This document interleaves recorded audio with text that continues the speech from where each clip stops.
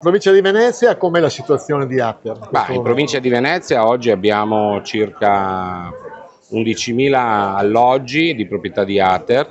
Ieri abbiamo consegnato al carcere di Santa Maria Maggiore di Venezia 9 alloggi per gli agenti di polizia penitenziaria. Proseguiremo su questa strada con tutte le altre pubbliche amministrazioni per poter dare l'opportunità di insediarsi nel territorio a chi riceve un incarico di lavoro in Venezia e nelle attività circostanti.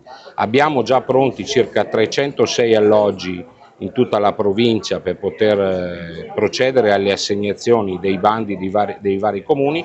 L'unico problema lo abbiamo nel comune di Venezia, visto che il bando è bloccato per il ricorso alla sentenza della Corte Costituzionale che dichiara l'illegittimità del requisito della residenza nel territorio per 5 anni.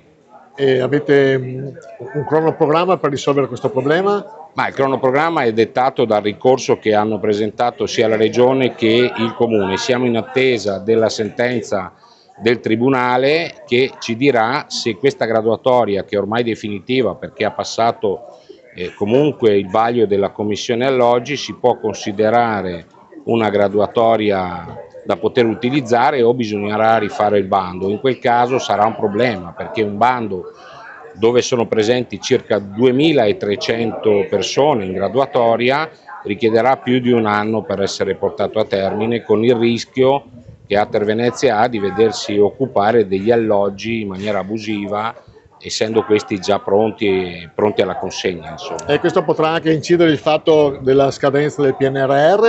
No, sul PNRR noi come Atter abbiamo già terminato tutti gli interventi su 207 alloggi in 7 comuni della provincia per un totale di 14 milioni di euro, e parliamo di alloggi sia a Chioggia, ma piuttosto che a Quarto d'Altino, a Stra, a Caorle, al Lido di Venezia, a Marghera, che ci hanno permesso di impiegare tutte le risorse, e stiamo in questi giorni consegnando i lavori e rendicontando alla Regione tutti i lavori fatti. Quindi noi il nostro abbiamo già fatto, anche se la scadenza era giugno 2026, quindi siamo in anticipo.